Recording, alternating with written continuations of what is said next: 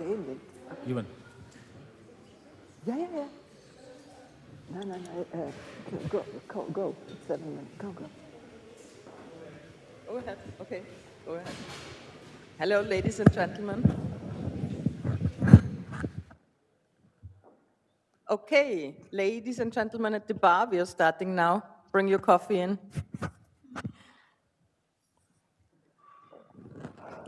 Good morning, everybody here in the Presseclub Concordia and also online via YouTube. And welcome to our speakers here and to our speaker on Zoom. I'm very glad that we are all here and that you are here. My name is Daniela Kraus. I'm the General Secretary of Presseclub Concordia. Presseclub Concordia, for all of you who are watching remote, is in the heart of Vienna and has been advocating for press freedom since 1859 and is a place to exchange ideas and thoughts. And that's what we are doing in this serious European context, which I'm very glad to host again here. This is a cooperation, and I'm very thankful to our partners between Presseclub Concordia, fjum, Forum for Journalism, Media and Vienna, ERSTE Stiftung, and Europe's Futures, Ideas for Actions, which is a program at IWM, Institute for Human Sciences in Vienna. We are talking about a very important topic, particularly when we are here in Vienna today, about the Western Balkans and the influence of Russia and China. It is very important to us here to know what's going on at our neighbors. And I'm looking forward, and I thank again our distinguished speakers. I'm very brief as always, and without much ado, I hand the word to Ivan Vejvoda, who's the head of Europe's Futures program at IWM. Thank you, Ivan. Thank you to Daniela Kraus and to Presseclub Concordia for hosting us and for the excellent cooperation that we have already had for many years. I cannot resist the cliche of quoting Chancellor Metternich, who said that the Balkans begin at the Rennweg. So we are indeed neighbors, and close cooperation is most welcome. Today, and thanks to the speakers who have joined us here, we will talk about the influence of Russia and China. And I just want to say that this is a case study because Russia and China are acting all over the world. China has bought many seaports around Europe. It has a stake in Hamburg Airport, in Portugal's ports, owns Piraeus. So this is not an exception. It's rather a very important study because this is a yet unintegrated part of the European Union. And the fact that the Russian invasion of Ukraine has reawoken the issue of enlargement. Enlargement is back, as we like to say. Russia, Ukraine and Moldova will get a date to start accession talks, Bosnia and Herzegovina as well. And the EU Commission has published its regular report on the state of enlargement. And given the geopolitical moment and geostrategic moment, I think this is a very topical question that we will address from various aspects. And to begin our session today, we have our colleague, Dimitar Bechev, who was a Europe's Futures Fellows several years ago, who is in Oxford and joins us online. He's a senior fellow there, and equally importantly, the author of a very noticed and read book about Russia's influence in Southeastern Europe called Rival Power.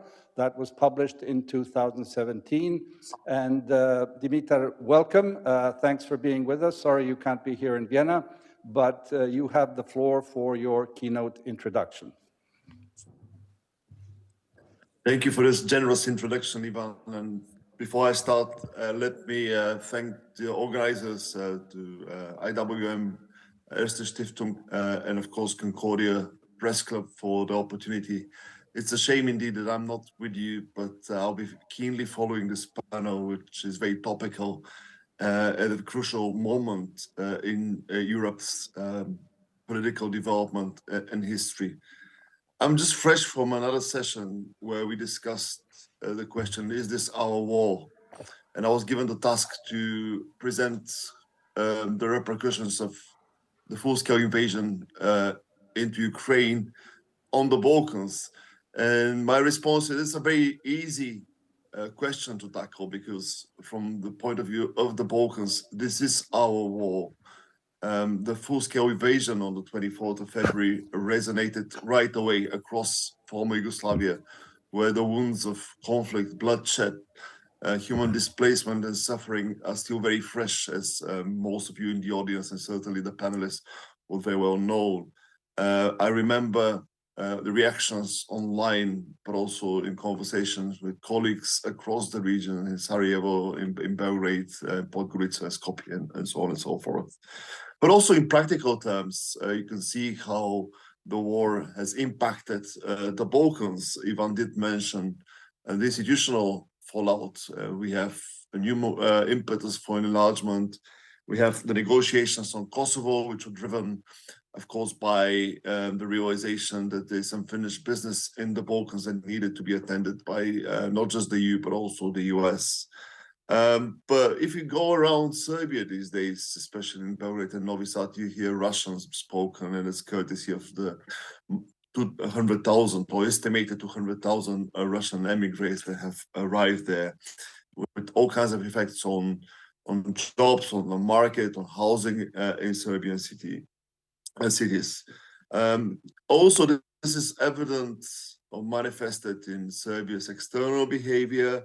There's much more attention paid on how President Vučić and Serbia as a state behaves on the European and the world stage, with the policy of non-alignment, where, of course, relations with Russia are very much unchanged in a way, because Serbia still maintains the bridges that were burnt by pretty much every other European country. There are flights to St. Petersburg and Moscow. Putin and Vučić meet on a regular basis, most recently at the Belt and Road anniversary meeting in Beijing. There's a gas contract that was signed last year, just a few months or a few weeks into the invasion. But at the same time, Serbia has voted consistently against Russia in the UN General Assembly. And if rumors or media reports are correct, there's a strong reason to believe that Serbia actually provided military assistance to Ukraine via third countries, possibly Turkey. So non-alignment, reminiscent of the Cold War days when Yugoslavia was run under, by Tito and pursued this kind of equidistant policy from the West and East, is very much in fashion. But also the war has highlighted the issue of Russian influence. And many colleagues tend to think that Russian influence is on the rise because it's so much more visible in the newspaper headlines and media reports. But I'll submit, and that's something that my book discusses, that Russian influence has been quite constant in former Yugoslavia through those 30 years since the disintegration of the federal state.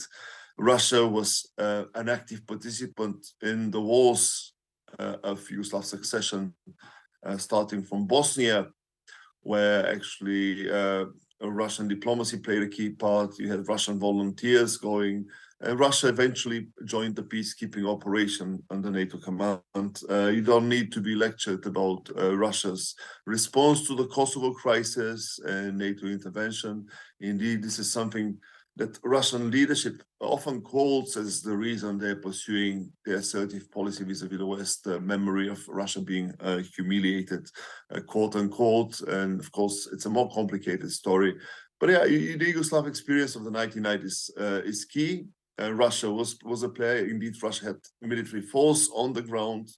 Then in the 2000s, Russia returned as energy superpower in European affairs. And you saw the pickup of cooperation between Serbia, but also other countries in the region, not least my own country of origin, Bulgaria. And I know Mirjana invited me to draw some comparisons, which I probably will do eventually. So Russia became much more entrenched in the oil and gas markets. It purchased Serbia's main oil company, NIS. I'm sure my friend Milica Uvalic will be discussing at length Russia's presence in the energy markets of the region. And Russia's soft power became a real fact, especially with the recognition of Kosovo, where Russia actually aligned with Serbia and tried to help Belgrade push back against recognition. And fast forward to the current age, which of course started with the annexation of Crimea. Russia ramped up its disinformation or propaganda or soft power, depending how you call it, presence in the region. And in many ways, it was preaching to the converted and found reception in many quarters in the Western Balkans, not just in Serbia, but also in Montenegro, I'd say.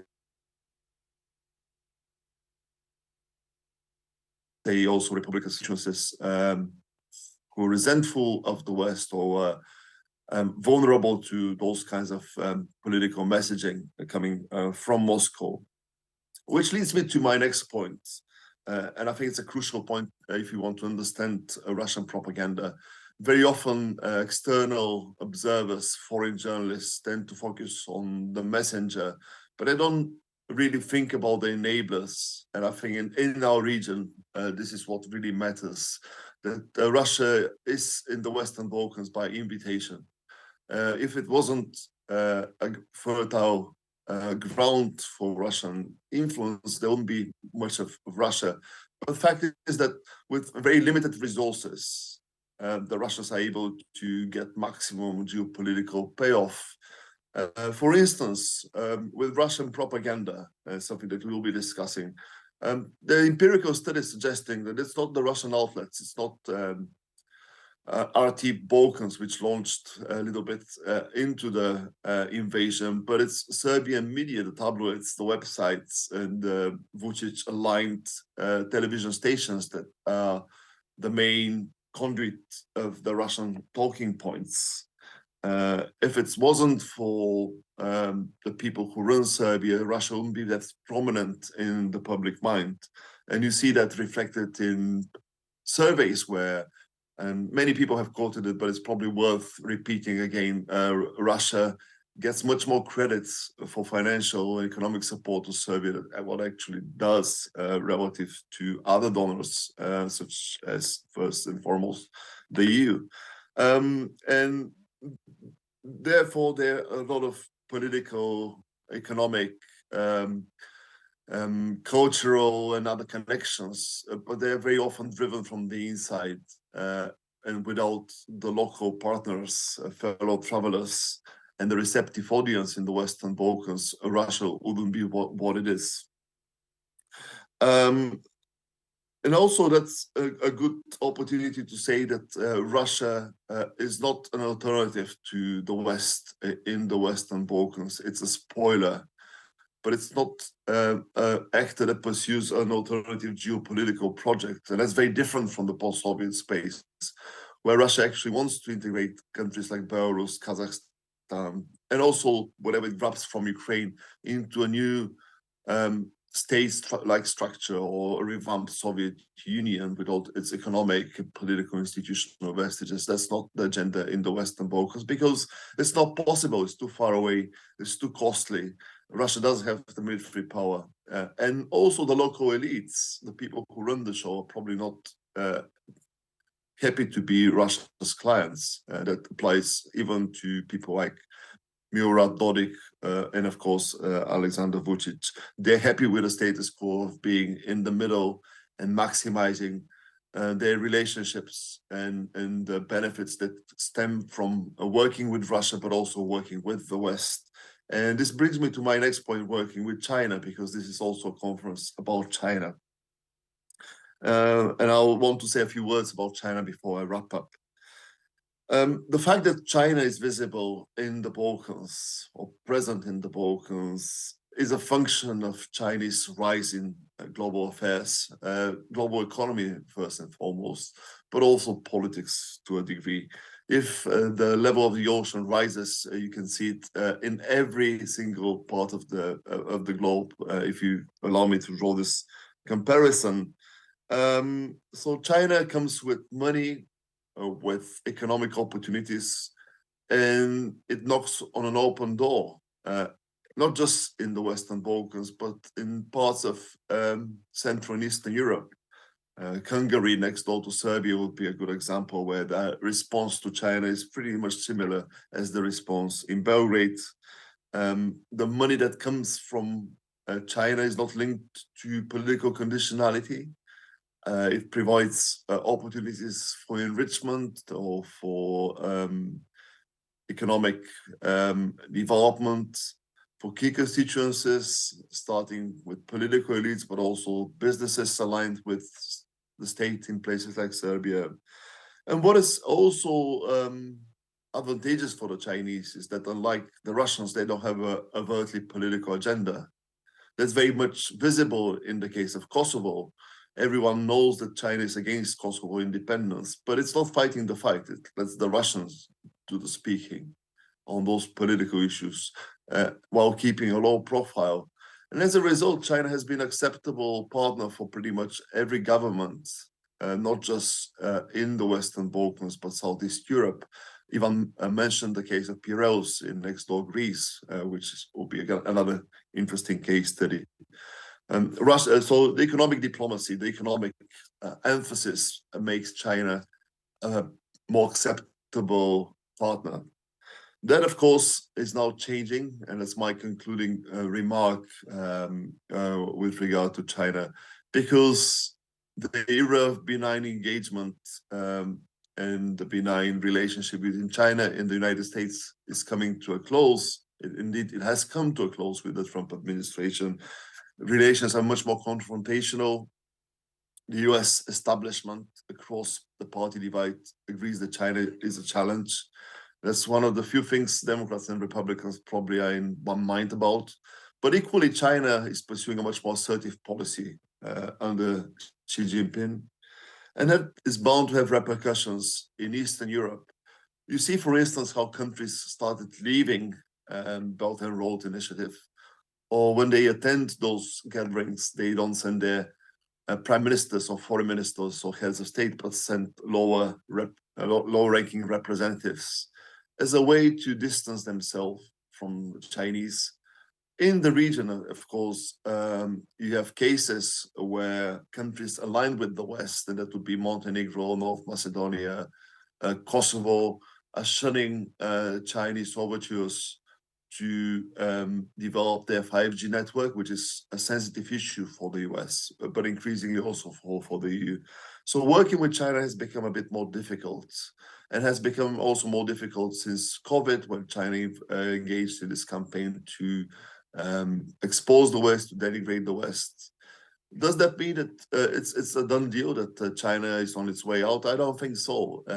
There's enough bandwidth for the Serbian leadership to continue doing what it does, engaging with China. And the same applies to Russia. I don't think there is a scenario where Russia is gone from the region, because, again, demand for Russia will always be there, and there will be opportunities to exploit the weak spots of Western policy in the region. And before I wrap up, one policy recommendation, because I know that this is a policy discussion first and foremost, and it's something we've been doing in the Europe's Futures program, which again, let's thank Ivan and everyone else involved for this excellent initiative that has galvanized our thinking at a crucial moment in Europe. So the recommendation is that if we want to deal with Russia and China and counteract their malign influence in the region, we should be also thinking about enabling conditions and tackle those enabling conditions, because they're the structures that allow for external influence. And those would be captured states, media, unfreedom, authoritarian tendencies, the subjugation of civil society, the silencing of critical voices. So the homework is formidable, but many of those problems lie in Belgrade, in Podgorica, in Skopje, and they're not about Moscow and Beijing. So thanks once more for this kind of invitation. It's a pleasure to be part of this event. Thank you very much, Dimitar. And if there are any questions, Dimitar will be online with us, and then when we have the Q&A, we shall include him. Good morning on my behalf, online and offline. My name is Mirjana Tomic, and I organize and moderate seminars on media and politics in Europe for Presseclub Concordia and for Forum Jornalismus on Medien. And this topic today fits perfectly what is, let's say, the approach to all of the seminars we do, and that is to understand the local context and have people from the countries that we talk about actually speak. And now, with the war in Ukraine and the renewed dialogue or negotiations, or the lack of them, about the EU enlargement, I have noticed that everyone is focusing, and when I say everyone, I mean Western media, on the presence of China and Russia in the Balkans. Today, we shall focus more on Serbia rather than on other countries. A, it's the biggest country in the region, and B, there will be elections on the 17th of December. No one expects great changes, so it's better to understand the system that is now in place. And the idea of today's panel and the speakers we have invited is to explain, is there a difference between perceptions and reality? When one goes to Belgrade, and I'm from Belgrade myself, everyone nowadays, or many people nowadays, on the side of Russia, but no one moves to Russia. I don't remember, I'm one of the few people who's been to Russia, even before the wars. So we love Russia, but we never go there. We love Russia, but we go to work to Western Europe. Our children go to study to Western Europe. And I was really wondering if this love is a one-way love. Now, there are between 150,000 and 200,000 Russians living in Serbia and in Belgrade. I'm sure you're aware that some of the big Russian companies like Yandex opened their office with 8,000 people. And I spoke to some of the people who actually work in Yandex. They have no contact with Serbs. They've been there for like over a year. They don't even speak the language. So there is something very strange about that love. It is like a one-way love or a two-way love. And Russians have developed in Belgrade, probably in Novi Sad as well, sort of a parallel Russian society. So let's see what will be the consequences of this love or this relationship in a long term. Today, what I would like to discuss with our speakers are 4 topics. And I will introduce the speakers following how we shall have the interventions. One is Srđan Bogosavljević, to my left. Srđan is an expert in public opinion. He was the founder of one of the most important Serbian public poll agencies, Ipsos Strategic Marketing, and he is the must person to see when you go to Belgrade and you want to know who thinks what. In Serbia, I have to say that when we were preparing this and I talked to him, one thing that I liked a lot is that he says that very often when Serbs have to, or people in Serbia have to reply to questions, they never reply to a question, I don't know. They always know, they always know everything, whether it is right or wrong, but there is no, I don't know. So Srđan will be speaking about the perceptions in Serbia of China and of Russia. I do know, of course, there are perceptions on the other side as well, but we shall not deal with them today. The second speaker to my right is Sasha Mirković, journalist, media manager, former state secretary, university lecturer. Sasha actually founded, for those of you who are a bit older and remember the Balkans from previous times, I mean 10 years ago or 15, was a co-founder of B92 that was, let's say, a reference independent media station that functioned independently even during the Balkan Wars. Unfortunately, today it's no longer independent, and it very much depends on the state and reflects, so there have been major changes. Our third speaker is Milica Ubalić. She's an economist, former professor at the University of Perugia, current visiting fellow at European University Florence, and she is specialized in the Western Balkans. Sorry, to return to Sasha just 1 second, he will talk about the media and the influence, especially of Russia in Serbian media, because it is the media that transmit fake news or not fake news, and that also reflects this imbalanced view, if I can say, towards Russia. Minister will speak about the economic presence. Is it really there? Are Russia and China really dominating the market? Or it is more of a perception? Last but not least, and very important, is Valbona Zanelli. She's from Albania. She's not from Kosovo, just to say it in a journalistic way. The fact, she's a security expert. She's currently fellow at Atlantic Council, Europe's Futures alumna. And she currently lives in Germany, and I suggest that you look at all of their CVs. Valbona's CV is quite impressive.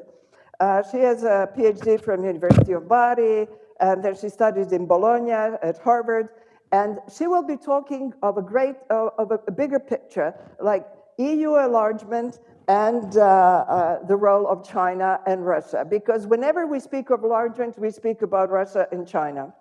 And so this will be, and then each one of the speakers will have about 10 minutes, and then we'll have lots of Q&A period. Just as an introduction, before you start, Sergeant, I want to remind you that last week or 10 days ago, Financial Times, Tony Barber, the former editor-in-chief, wrote a huge piece on the influence of China and Russia in the Balkans.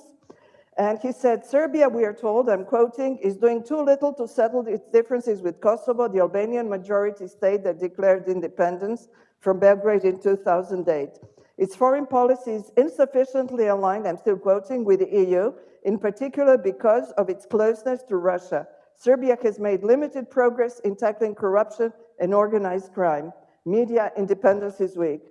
But no less serious is the question of whether Aleksandar Vučić and his Serbian Progressive Party are sincere about wanting to join the 22-nation bloc. A more realistic reading of Serbia's policy suggests that the ruling elite chief objective is simply to stay in power by restricting political opposition and controlling the judiciary. As we all know, the president of Serbia is trying to balance between Russia, China, and the West. And it is very common, or it was common during the Corona time, to say big posters in Belgrade, Brother Xi, thank you. Because the first vaccines to arrive to Belgrade were from China. Sergeant, I would like to ask you to start about the perceptions. I just want to quote, in the last year, a pro-European orientation of citizens, referring to Serbia, has reached the lowest point since the fall of Slobodan Milošević, for those who remember Slobodan Milošević. According to Demostat survey from May 2023, only 33% of citizens are in favor of joining the EU. There are so many fierce opponents that 17% would not even vote in a referendum about joining the EU. As many as 42% of respondents believe that Serbia should maintain good relations with Russia at the cost of giving up on the EU. Almost 80% of respondents are against the introduction of sanctions against Russia and against the harmonization of foreign policy. I forgot to say, Serbia has not introduced sanctions against Russia. Surgeon, please. Okay, thank you. How I can... So what are the perceptions of Russia and China? First of all, I'm a mathematician, so I'm not a social scientist, and I'm dealing with the data all the time. I see even now in this introduction, you are speaking about perception. Everything is perception. Even the hard facts are becoming perception in reality when you are quoting something. Let's say you say 200,000 Russians. There is no 200,000 Russians in Belgrade.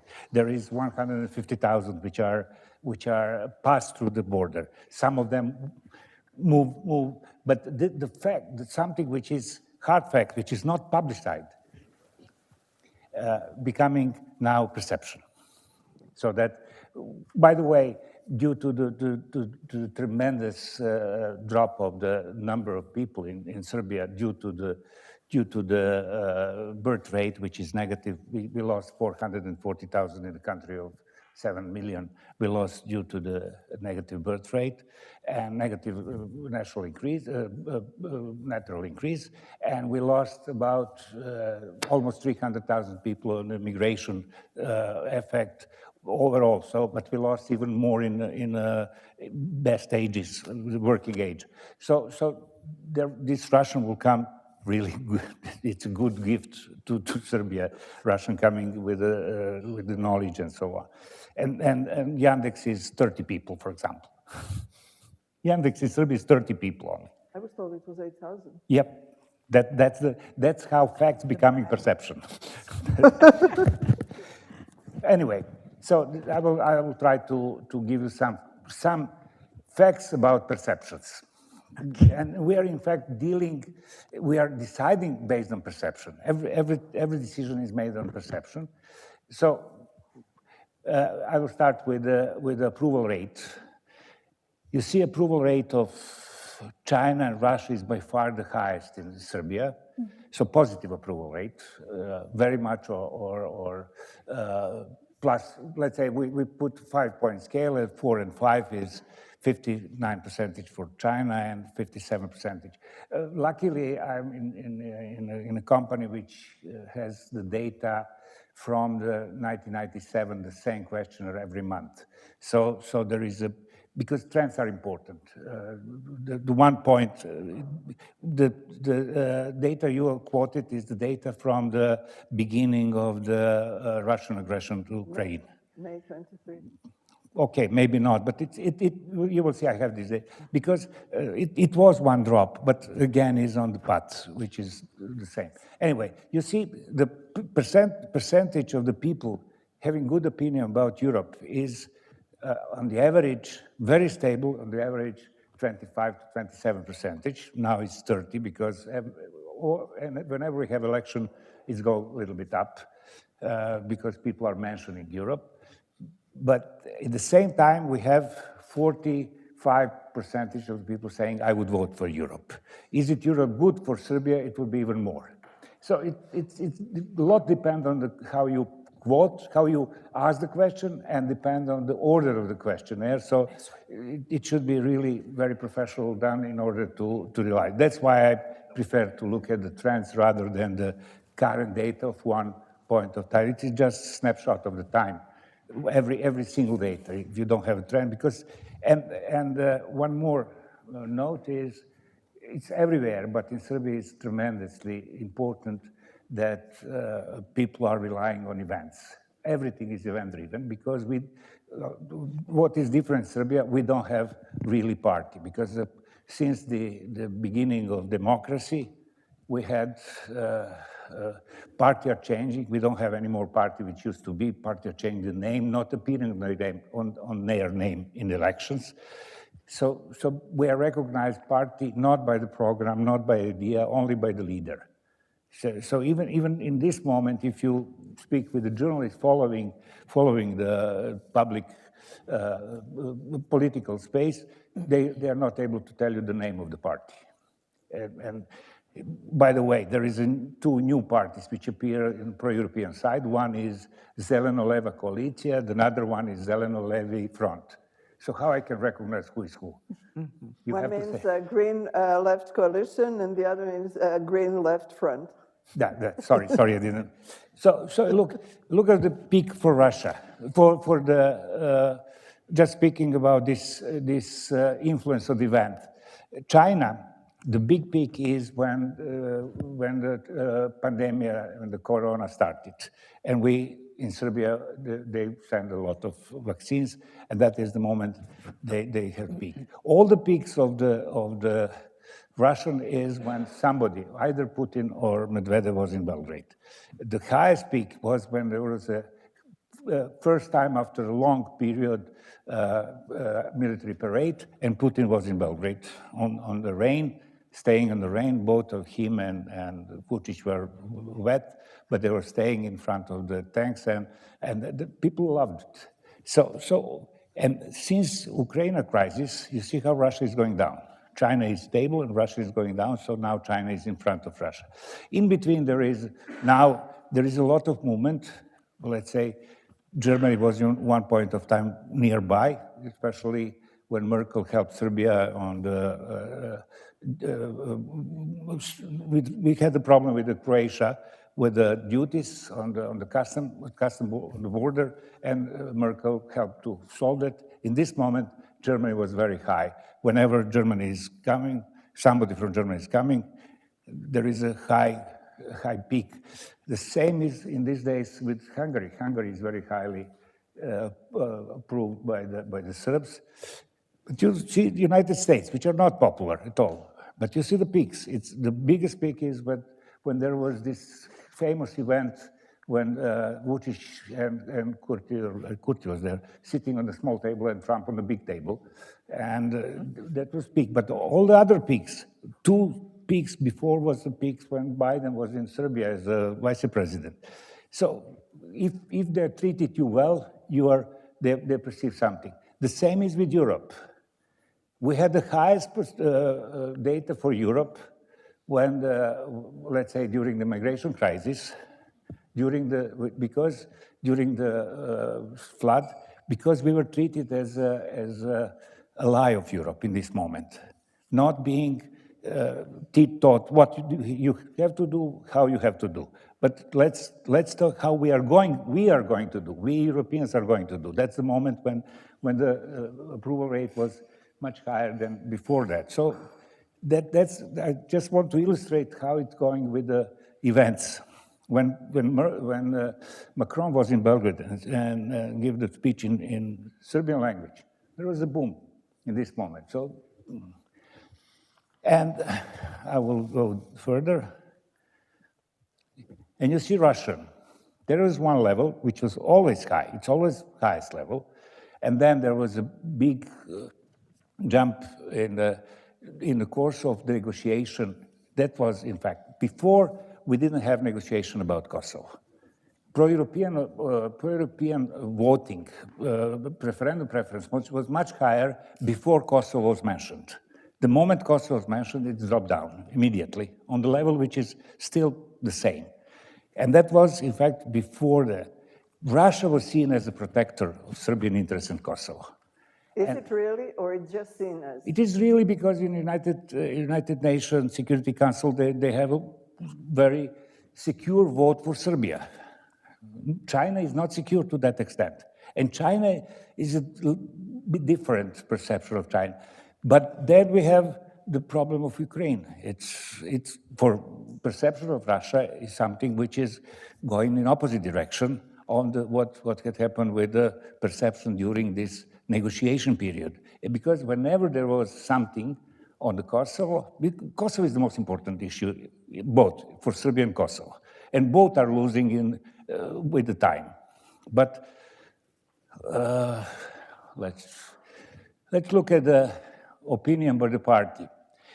I already mentioned that there is 100 of parties, more than 100 parties active, more than 40 parties in average is in our parliament, more than 20 parties on average are in our government. Parties are small, fragmented, changing the name. Even now, Vučić is the new party. His party, SNS, at least we know that his party. But as I remember, in 30 years of democratic election, Democratic Party appears only 3 times. And in 30 years, we have almost 100 elections.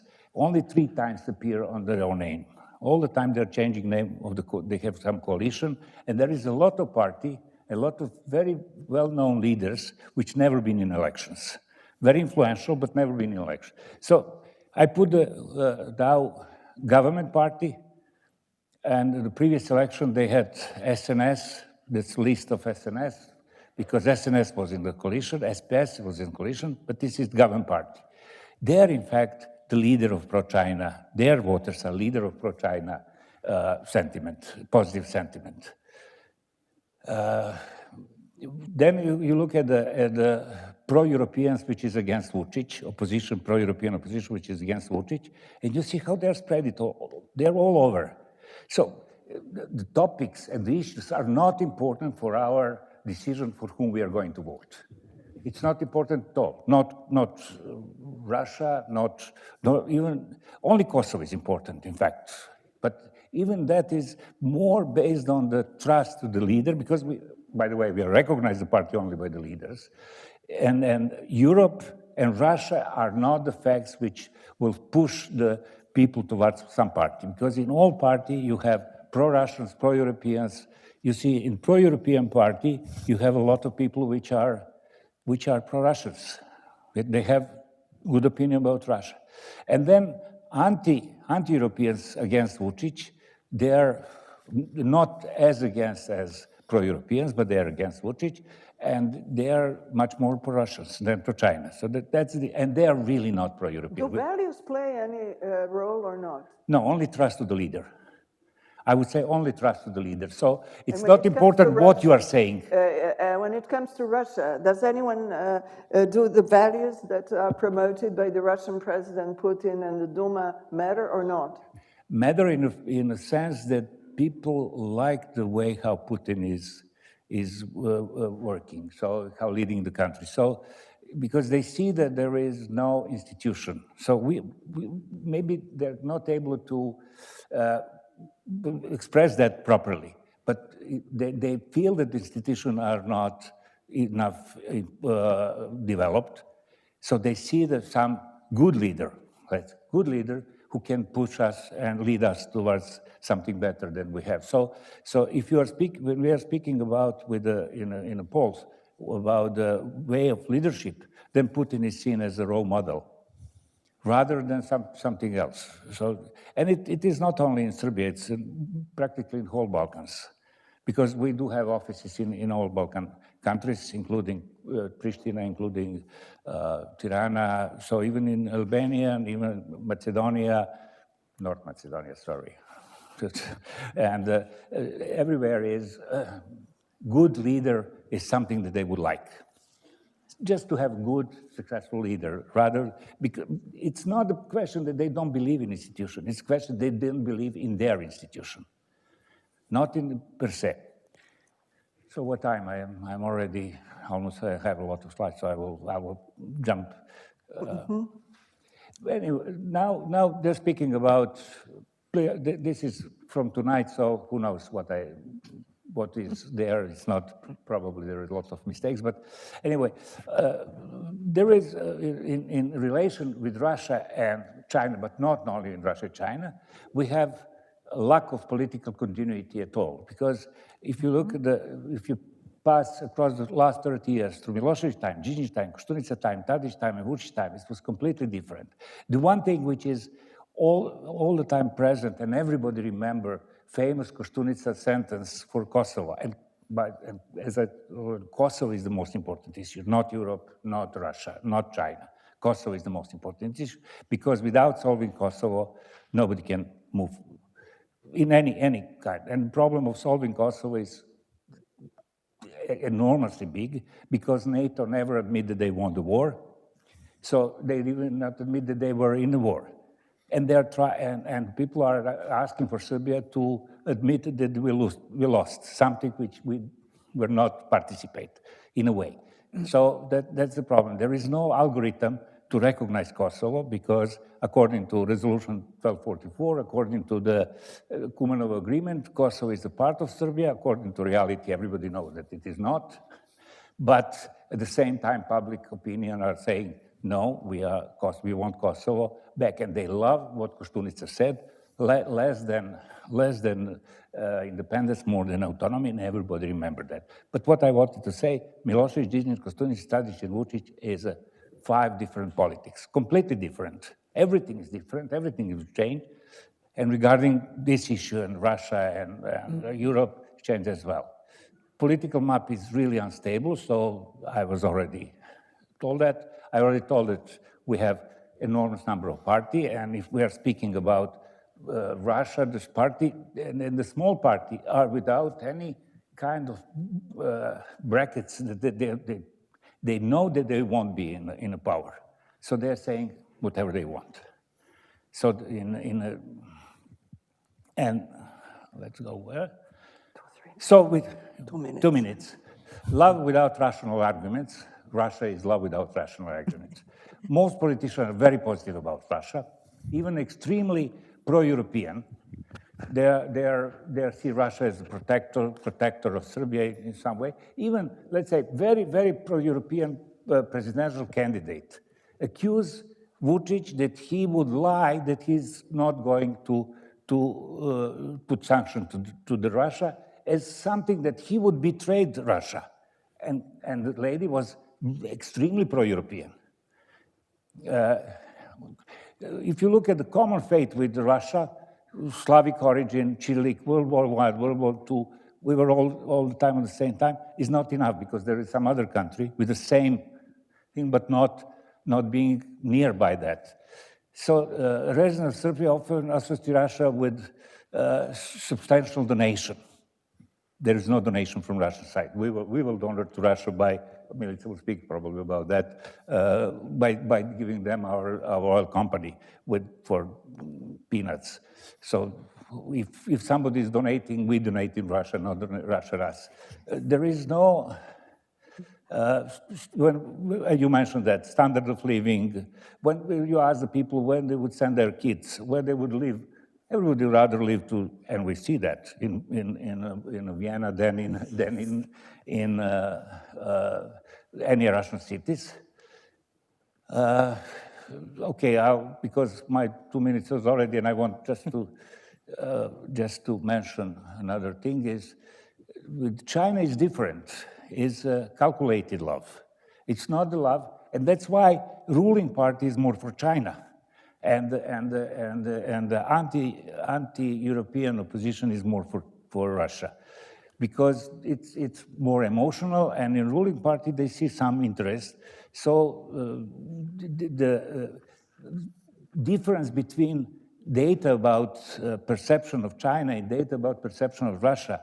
Russia is always driven by the visits, by the talks, by the stories, and then there are jumps and ups and downs in the perception. Ups and downs in China is always linked to the something like Corona, something like Smederevo plant, which they bought it, and there was 5,000 people will lose the job if they wouldn't enter to that. So China growing popularity in that is obvious, but in all other things that China is seen as, I would say, calculated love with China, not as with Russia, completely rational.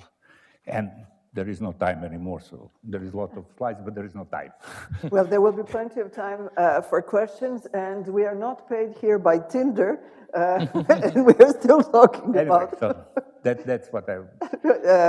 Thank you so much, Sergeant. Well, media reflect this love for Russia and calculated love for China. And there aren't too many media in Serbia that are independent and that are not pro-government. I just want to quote one thing, and I will give the word to Sasha. I'm quoting from the Center for Research, Transparency and Accountability, a monitoring of media in the past year. I quote, "Over the past 6 years, the Serbian media landscape has become unambiguously condemnatory of Western entities, EU, US, NATO. The anti-Western rhetoric has permeated public discourse and witnessed a steady increase in the Serbian media, while the less prevalent pro-Western reporting is on the decline, albeit the increase in anti-Russian reporting in 2022, the pro-Russian reporting strongly outweighs the portrayals of Russian actors. Even at the start of the war in Ukraine, Russia enjoyed a predominantly positive portrayal. In addition to that, just one remark, Russian, Sputnik, is very present in Serbia, and they actually provide content to quite a few media outlets. Sasha, please tell us about media and to what extent Russia and China and how they influence media in Serbia. Thank you. Good morning. In Serbia, we have in this moment over 2,600 media. And in such environment, it's interesting to see what is the role of the Russian media and the government and pro-government media who are promoting policy of Russia and China. But the latest news that I'm bringing from Belgrade is coming from last week, and that's the news that YouTube blocked main Russia Today Balkan channel. Immediately after that, the Russia Today Balkan announced they are going to move to ex-Twitter, now X social network. And what is also interesting that they started a campaign. The campaign, the title of the campaign is "We are fighting against censorship." And what is also interesting is that one of the main guest editor, which program could not be anymore seen on a YouTube channel, said that Russia Today Balkan remained the pocket of resistance. And also she said that it's really a privilege to read, write, think, and speak about something which in the other countries is silenced and forbidden. It's interesting that this decision of YouTube channel came only a few days after the European Commission country report about Serbia has been published. This was on the November 8th. And I will quote a sentence from that report related to influence through media. So EC report said, Serbia needs to take urgent action to counter anti-EU narratives propagated by numerous media outlets and to counter foreign information manipulation and interference, most obviously in the context of Russia's war aggression against Ukraine. So then it's important to mention a list of these outlets, and I will separate them in several groups. One group are the Russia-owned media outlets, and these are the Sputnik and Russia Today Balkan. We will talk about each of them a little bit more later. Then you have state-owned and pro-government media. Then you have private media. And also important role are having cable operators. And also we do not have to forget the important role of regulatory body for electronic media, especially because of issuing the license. So to come now to the case of Sputnik Serbia. As you mentioned, Sputnik Serbia is in this moment broadcasting their program to around 30 radio stations all around Serbia. And these are their daily broadcast service. Only to compare, because you mentioned B92 and 90s, etc. In the late 90s, B92 radio program through Association of Independent Electronic Media has been broadcast thanks to the BBC World Service to more than 50 radio and TV stations all around Serbia. In that time, it was normal to listen all around Serbia the programs of Radio France International, Deutsche Welle, Radio Free Europe, Voice of America, BBC World Service.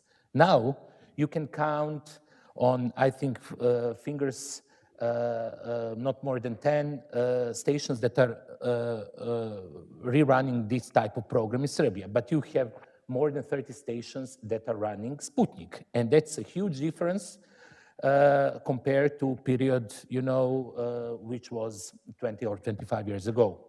Second, it's interesting that if you go to the impressum of Sputnik, and by the way, to have the impressum, it's obligatory if in Serbia you would like to get state aid.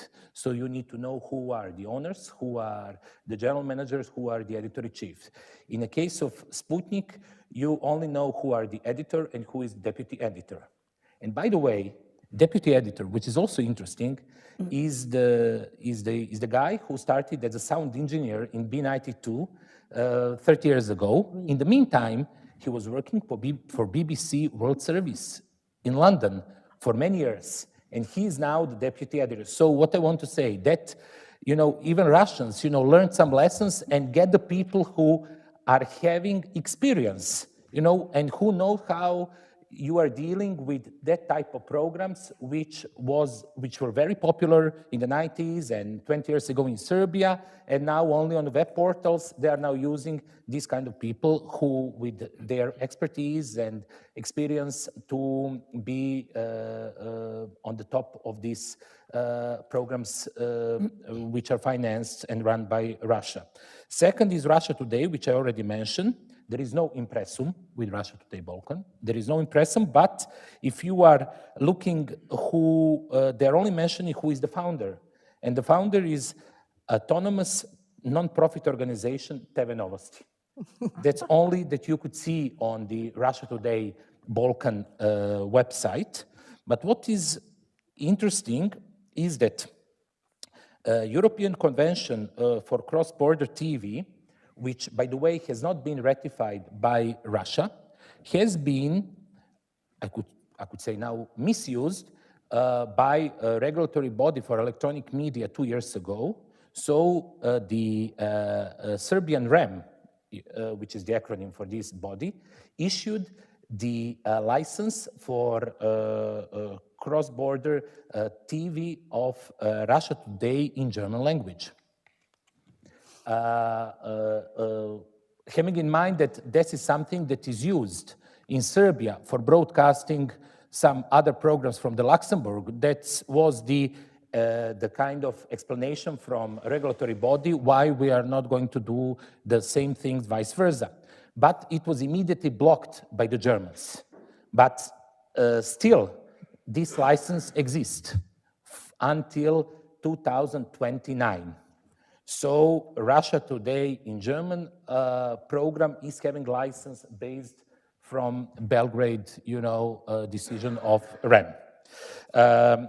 If we are talking about government and pro-government media, and their role, first of all, the main channel for broadcasting policy, which is in favor of Russia and China, and especially Russia, is TV Happy. TV Happy is having everyday primetime program called Cyrillic, where you are having, which is very popular, and Sergeant could say how high is rating of such program, and they are bringing people who are having huge, a lot of sympathies, and they are really supporting everything that Russia is doing. And this narrative is then, moving to the tabloids. Like, for example, you are having the tabloid which is having the highest circulation in Serbia. It's called Informer. In February 2022, when war started, the cover page of Informer was that Ukraine attacked Russia. So not Russia attacked Ukraine, but Ukraine attacked Russia. And you are having a lot of tabloids that are following the similar pattern, and in such cases, the most important role is the role of the self-regulatory body, Press Council, and I hope that some changes of the legislation of our media laws will encourage the role and strengthen the role of Press Council, also having in mind such type of cases. And we, I think, could not forget the role of cable operators. For example, the MTS Telecom, who is covering over 50% of households in Serbia, they are having in their programs, in their offer, Russia Today and Russia 24. So you could easily watch these type of programs and these two channels through MTS Telecom and not on SBB, which is the other main provider. If we are talking about media legislation, Serbia got a month ago two new media laws.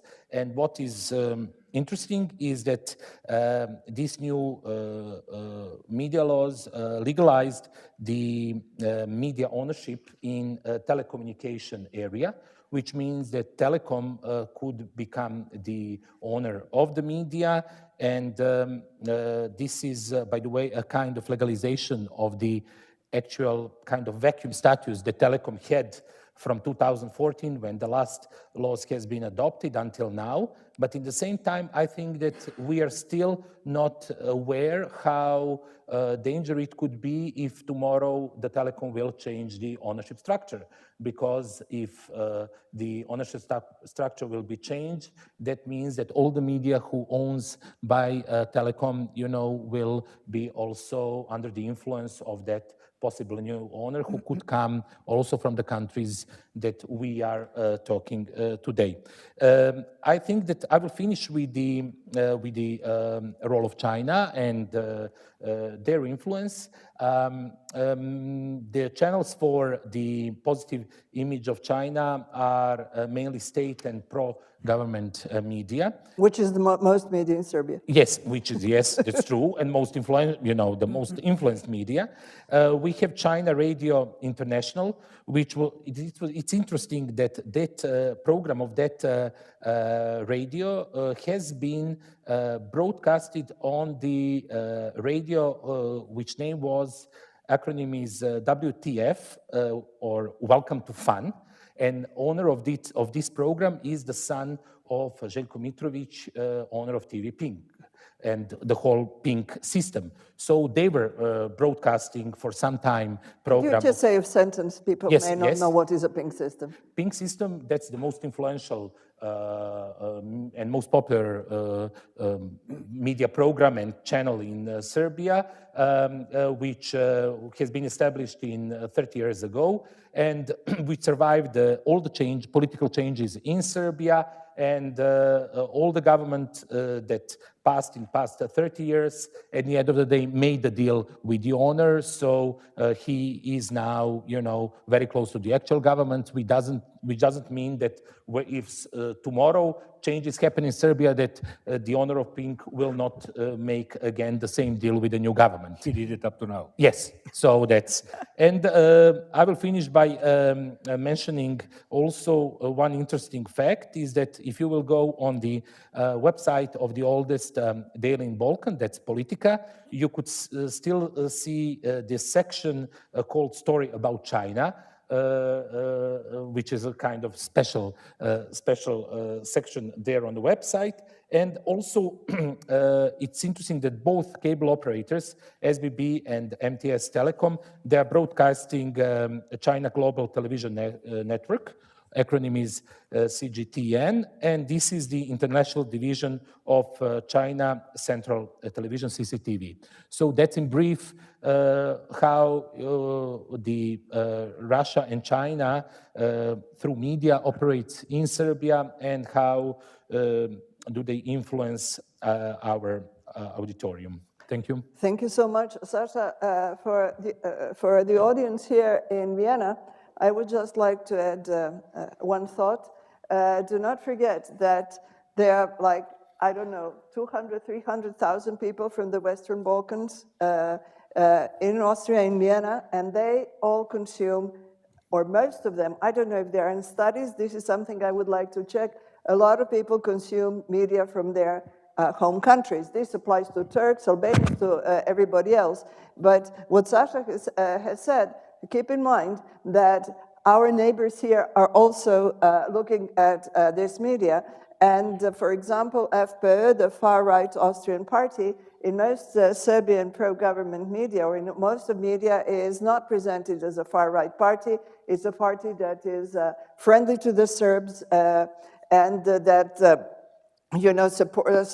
is against the independence of Kosovo, or was independent. So, what Sasha has said is very important, because it has consequences here in Austria as well, and probably elsewhere, and with other ethnic groups.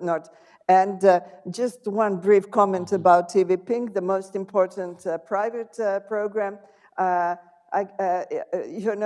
It is not only they don't promote any values of any sort, not any Western values, any democratic, they promote these women with Botox and turbo folk music, which is not exactly, how should I say, and the lyrics of this music do not conform to the standards of feminism and equality, to put it very mildly.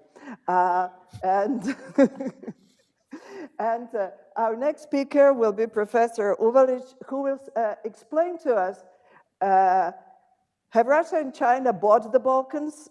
What is how important are the investments? What percentage of these investments really affect the Serbian economy?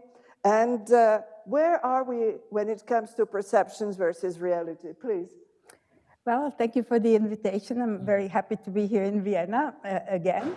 And I will be reflecting on the economic issues. Of course, I have to steal 30 seconds to stress the importance of perceptions, since somehow they really influence policymakers, businessmen, citizens, young people. They decide to come to Austria instead of going to Russia because of perceptions.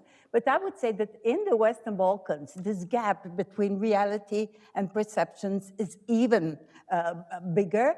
And for a series of reasons I cannot go into. They are really long-term causes of this divergence of perceptions and reality. And of course, this refers also to the economic sphere regarding the main economic partners.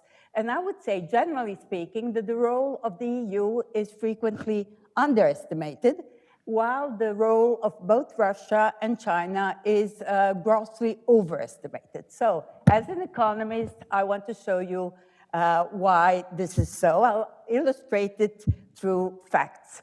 So, there are many things to be said. I realize I have too many slides, but somehow I could not touch upon each of these topics. Trade, foreign direct investment, financial sector, energy, and finally, donors' financial assistance. I'll mainly be speaking about Serbia, although I will occasionally refer also to Kosovo. Well, regarding trade, EU is clearly Serbia's main trading partner. We know this on both the side of exports and imports. If you look at the red part of this pie chart, you will see that China has become an important country for Serbia's imports, but exports, it's minimal, and even less Russia. These percentages are extremely low. If we look at the trend in Serbia's merchandise trade with the EU, I did present these in 3 different graphs, precisely because otherwise you don't see the differences. Look, Serbia with the European Union has had a stable increase of both exports and imports. Of course, imports are higher than exports, but it has had a stable trade deficit with the EU. This is not the case with China and Russia. If you look at Serbia's foreign trade with China, we see that the trade deficit has been increasing in recent years. In Russia, we have also recently an increase in the trade deficit, but somehow there is a major disproportionality between exports and imports in the case of these 2 countries in comparison with the EU. Moving on, putting these 3 graphs together, here you can see it even better that we have huge asymmetries. Trade with the EU is certainly more balanced than with China and Russia. Now, of course, we want to pose the question, will the new free trade agreement with China change things, considering that there was a big delegation, Serbian delegation in China just recently, and this agreement has been very much publicized and so on.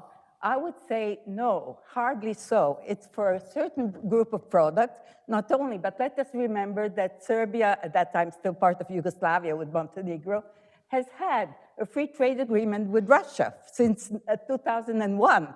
And it's not that it has influenced much Serbian trade. So moving along, what about Kosovo? Well, for Kosovo, we have a different picture because here we say that the EU is actually a less important export market than the countries in the region. And this is very interesting because Kosovo still today exports more to the CEFTA countries, the countries of the Central European Free Trade Agreement, than to the EU. China, negligible. Russia, almost non-existent. On the import side, the situation is different because Kosovo also very much depends on imports from the EU. But here, Russia is very low. From Russia, Kosovo imports 1/10 of imports from Germany. So these are some proportions which tell you something about also comparisons between Kosovo and Serbia. And here I would like to stress that, in fact, these asymmetries are linked to the fact that Kosovo is simply not competitive enough on EU markets, and therefore it exports more to the region than to the EU.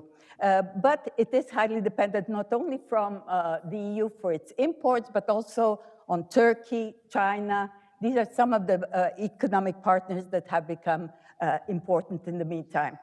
Passing quickly to FDI. Now here, for the figures for the stock of FDI, therefore the total annual of FDI, we see that here again, for Serbia, 69% of total FDI stock is actually from the EU. Russia, only 6.4%.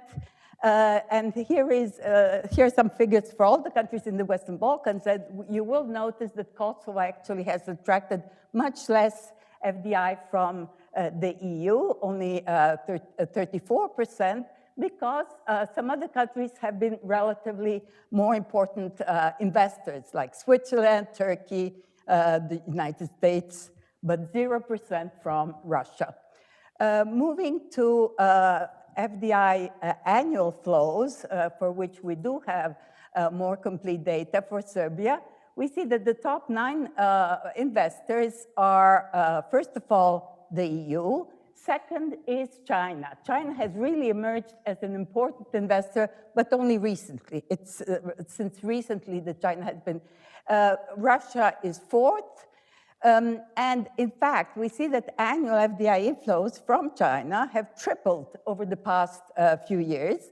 But, of course, there are many concerns. Environmental concerns, there are concerns about workers' rights, non-transparency, and so on. But at the same time, we were discussing it over breakfast, you know, China has invested in Smederevo steel plant that was worthless. So it has arrived, it has modernized the plant and so on. So we should not be too critical altogether about Chinese investment in Serbia. Moving quickly to the financial sector. Now, of course, this is true for all the Western Balkan countries. The banking sector, the financial sector is strongly integrated with the EU.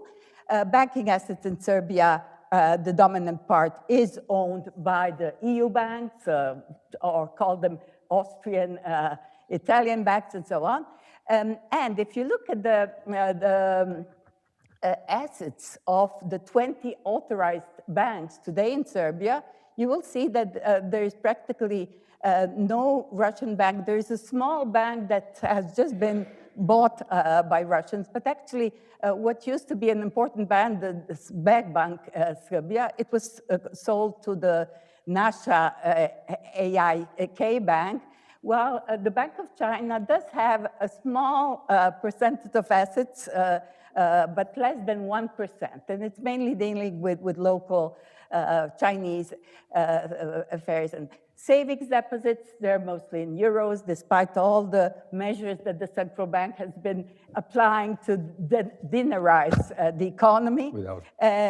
Without any effect, unfortunately. Everybody keeps their savings in euros. The citizens, the firms, exchange rate regimes. We already have the euro in Kosovo, of course, but Serbia also has this managed float regime where effectively it maintains the dinar very close it anchors it to the euro. Finally, foreign debt, of course, that may be a potentially alarming trend. If you look at the structure of foreign debt of Serbia recently, debt to China has increased quite substantially over the past 2 years. precisely because Chinese are present in Serbia very frequently with loans. They do not invest in equity, but they give these loans to Serbia. And so, but if you look at the structure of foreign debt, I think that's not a big problem because there is the IMF, there are other institutions which will certainly, well, help if something, if the Chinese debt goes up substantially. This is simply a structure of the assets, balance sheets assets in Serbia, where you can see that the most important banks are European banks and a few local banks. Moving quickly to the energy sector, now this is something that we often hear, that Serbia is extremely dependent on Russian oil and gas. Now this is certainly true, but let us look at some of the details. There's the oil sector, of course, Gazprom Neft used to be a majority owner of Serbian company NIS, but the share has been actually reduced to 50% precisely in order to avoid the sanctions. And of course, NIS has monopoly power. It's present everywhere in the distribution networks, in the main two oil refineries. It has oil fields and so on. Dominant position. There is Lukoil Serbia also, but that's much less important. It is the second largest petrol station network in Serbia, a subsidiary of the Russian company. Passing to the gas sector, now we have, there we have Serbia Gas, which is a state-owned Serbian company. But Gazprom actually maintains strong influence as the only gas provider, and in fact, there is Serbian influence there as well. But leaving these cases apart, we have to stress, I think, that Serbia's relative dependence on imports of oil is not only from Russia. I mean, frequently we read this relationship with Russia, very important for input, but if we look at the structure of Serbia's imports, we see that in fact 60% of imported gas is from Iraq, 23% is only from Russia, rest is from Kazakhstan and Norway, and this new interconnector, which is about to be built through Bulgaria and so on, will certainly diversify Serbian imports even further. So this is frequently not sufficiently emphasized. Not only, but you know, if we look at Serbia's electricity production, it's heavily dependent on fossil fuels and primarily coal, lignite. Of course, oil and petroleum is only 8%, natural gas 3%, renewables are unfortunately still very low, 23%, but this also shows you that Serbia is not entirely dependent on Russian gas and oil, and this is on the basis of the Serbian Ministry for Energy. So I have to say that the statistics on the energy sector are very unprecise and unreliable generally, so I wanted to check some of these things on the site of the ministry in Serbia. So today, of course, the EU... One more minute. One minute. The key issue is the green transition and so on. I could talk for an hour about the green transition, but I'll skip it. International financial assistance. Now here again, we have to stress that the EU has been the main donor to Serbia and to the other countries as well. And it is very interesting to look at some of the public opinion polls that were done by the Ministry of European Integration that show that according to the perception of the citizens, they all think that Russia and China are much bigger donors than they actually are. And there is a huge divergence between what people think and what the facts actually show. And this is according to the same source. It's the ministry that actually tells you how the citizens are badly informed, if you would like to say, if I can say. I'm arriving, this is my almost last slide. There is, of course, also a problem of wrong perceptions about the economic situation. Now, I'm an economist. This is something I've followed all my life. And somehow, very frequently, the blame for an unfavorable economic performance is being put on the EU. We're too dependent on the EU economy. Therefore, the high inflation rate is because it's imported deflation and so on. Not sufficiently recognizing the mistakes of the government, not recognizing the structural problems that these economies have and so on. And that's how I arrived to my last slide. I think the key misperception in Serbia today is that there may be, or that there are better options than to join the EU. This is simply based on wrong images and false perceptions. The choice between other external actors and the EU is a false dilemma because there's certainly no better and no more natural, if you want, alternative to the EU because of strong interdependencies, especially today. If you think of the various policy areas where Serbia is already participating in various issues being resolved in the EU, but also because the Western Balkan region is already surrounded by EU member states, by NATO members, and therefore I think it's the only way forward. What is important, and I would like to end with this, is the communication strategy, both on the part of the Western Balkan countries and on the part of the European Union. We heard about it from Sasha Mirkovic, but somehow also the EU must improve its communication strategy because not sufficiently is known about what it does, how much it trades with the region and so on. Because in fact, having a better communication strategy may reduce this gap between realities and perceptions and may also influence public opinion and may also contribute to a faster entry of these countries into the European Union. For more information, I invite you to read my most recent book on integrating the Western Balkans into the European Union, which is all about this gap between reality and perceptions, to which some of the present panelists have also contributed, like Srđan Bogosavljević. Thank you, and I'm sorry I was a bit too long. Thank you so much, and we shall leave for Q&A after we hear Valbona about labor laws, pollution, and other aspects of Chinese investments in Serbia. As I was preparing for this moderation, I saw a film last night where people in Serbia who are working for these polluting Chinese said, well, it's better to have a job than to have clean air, said. So I guess it is a dilemma. Valbona will give us a bigger picture. We have the war in Ukraine, the war in Israel, Israel, Hamas. Then we have a new wave of discussions about EU enlargement.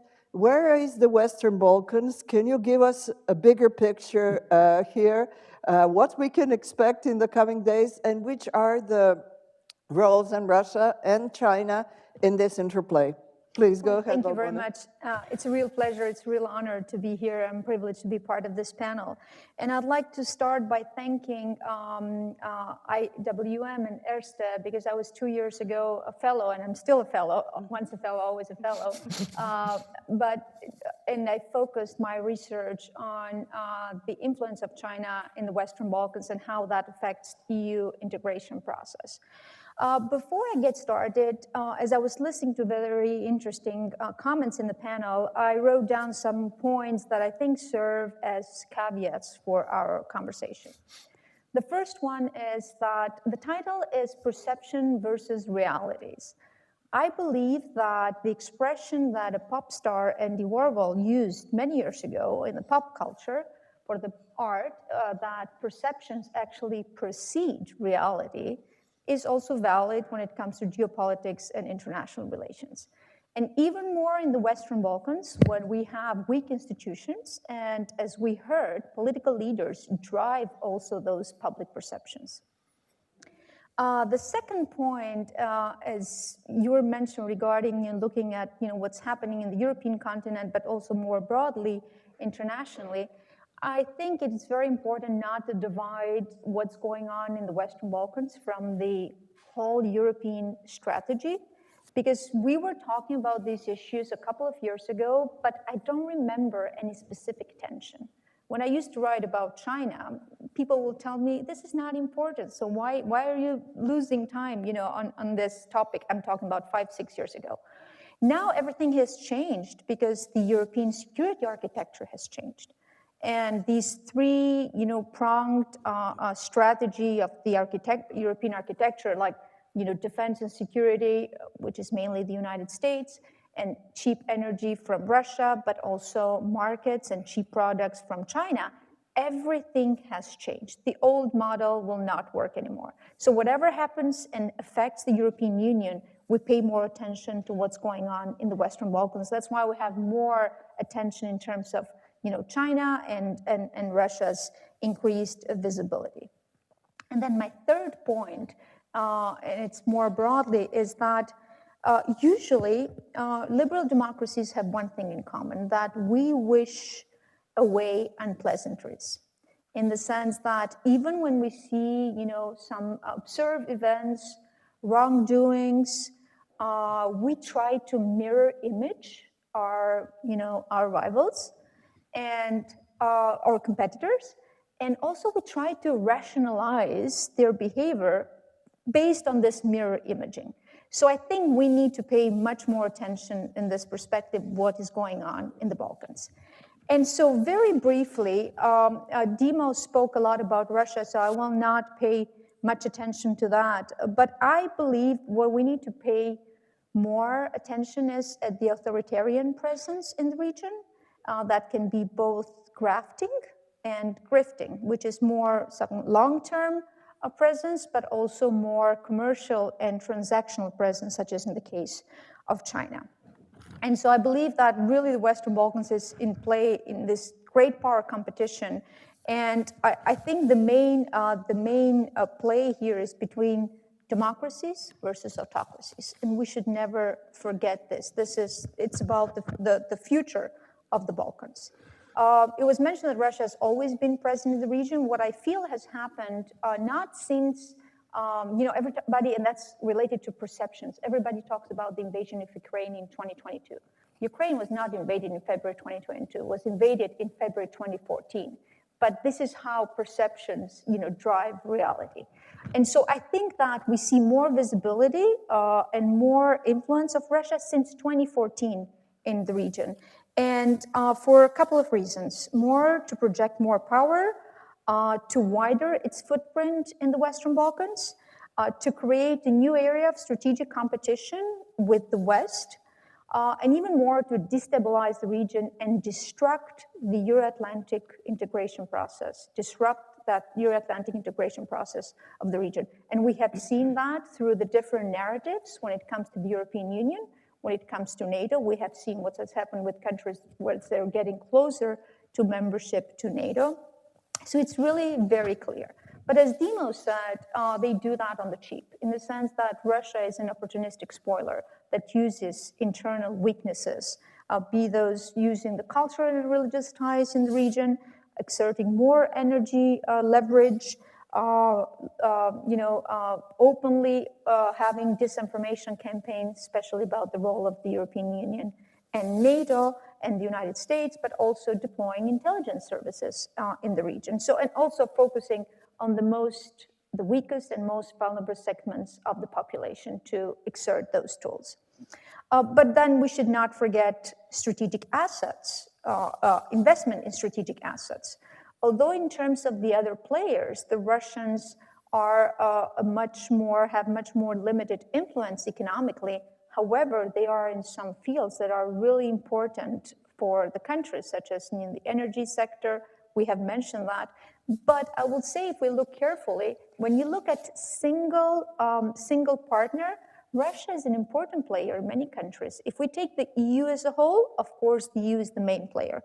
But then if we look at single partners, it still remains, in some countries, about 9%, like in Serbia, of the foreign direct investment, the stock. Montenegro, the same. I think it's a little bit higher. So still, as a single player, is important. And now I'll move into China. As I was preparing for this, I was looking at, where do we see alliances between China and Russia in the Western Balkans? And I think we're seeing more recently than before. I would say that, as in other parts of the world, China and Russia are strange bedfellows in the sense that I don't know if we can talk about a real alliance, because even in the Western Balkans, we're seeing that China is ousting Russia as one of the most trade partners or investment partners. But what they have in common is this alliance against the West. And even in the language that we see after the invasion of Ukraine since 2014, but we have looked at an analysis since 2022, there is a common narrative against NATO and against the European Union. Even during the mask diplomacy and COVID, vaccine diplomacy, what it had in common is how the EU is not supporting the Western Balkans, so raising skepticism about the EU. Now, for Beijing, they have publicly supported the EU integration of the region. And actually, it's in their interest, because having a significant economic footprint in the Balkans, countries that tomorrow will become EU members, that means more influence in the European Union. However, I would say that there are 4 main points that we have to be careful to look at. The European Union should look at more carefully. When it comes to the narrative is one thing, but then what are some of the standards and practices that Beijing is bringing in the region, and how they can, I'll not say disrupt, but prolong the EU integration process of the region. And so, based on the new methodology of the European Union for membership for the countries in the European Union, I'll start with the political criteria that deals with democracy, rule of law, human rights, and protection of minorities. Here we can say that all standards, Chinese standards, deviate very significantly from the EU. Take the Freedom Index. China ranks 175 out of 180 countries. We heard the conversation, what's going on with the media freedom throughout the countries of the Balkans, more specifically focusing on Serbia. The Democracy Index, if we look at that, still very strong deviation. But also when it comes to human rights and all these issues. So the standards and practices being brought, I think, in the region are those that will impact negatively the future of the region in the European Union. There are also many studies out there that show that the inflow of external financing coming from authoritarian countries, how that lack transparency and accountability, how that affects democracy in the host countries. And then if we look more specifically into Serbia, then we have all the privacy and data protection standards that are very much deviating from those of the European Union. And here I have in mind the EU GDPR also rules. The second point has to do with economic standards. And right now, that even for the European Union, we have a change in perception that there is a willingness to link economics to security, which is for the very first time for the European Union. I think this is an important point for the Western Balkans. Going from economic standards to debt trap diplomacy to labor standards, all of that lack of competition, lack of transparency, lack of following the rules of public procurement when it comes to getting closer to the European Union, I think in the long term, they all affect how quickly the countries will adapt with the EU legislation, not only to implement that in their own national legislations, but not only to adopt it, but to implement it. And that's the important thing. Milica was talking about the role of China in Serbia. If we see as a whole in the region, it's 40% of the stock of investment comes from China right now. It's about 130 projects. It's more than $30 billion, and it's 40% if you take in as a whole the region, which has around $90 billion of stock of investment. Now, how perceptions are different from reality is that this is not real investment. This is actually concessional lending, which makes it even more difficult and makes it even makes China even more influential in some countries through its debt. We have seen concessional lending, state-owned banks that give the money, non-transparent contracts, state-owned or private Chinese companies that implement the projects, and also in some cases, because of the labor standards that differentiate from the European Union, we even have Chinese workforce, and even sometimes even raw materials that come from China. So if you look at the bigger picture, short terms, those could be important investments for some countries, and they serve the elites, and they serve the short cycle of elections for some of the leaders. However, long term are not bringing any profits, any real positive profits to the countries, considering the way that the agreement work. The third point, and I'll close, 2 more points. The third point is the EU standards on green agenda and coal. And here I have the example of Bosnia-Herzegovina, where the coal-related projects that are related to Chinese investment there that were not, refused to be financed from the European Union investment institutions because of the standards for EU standards for green agenda. And then the fourth point, which I think is very important to this conversation, is the foreign security policy agenda of the European Union. That what we are seeing, it's a diversion of the region, some countries of the region, from the EU agenda. And let's take all positions that the countries have had on human rights records in Tibet and Xinjiang, policies towards Taiwan and Hong Kong. In the best cases, we have had very watered down declaration, but in most cases, we have seen support, or on neutrality when it comes to China. A couple of examples. In 2019, 22 countries of the UN joined on the declaration, joined the statement to end issues related violations against Muslims. None of the countries of the Western Balkans actually at the beginning signed that declaration at the United Nations. Then, there are many examples, many other examples. Then the 2 points, my last 2 points deal with Kosovo, the issue of Kosovo, which we already know that China is, through its veto power at the UN, has been always a strong supporter of Serbia.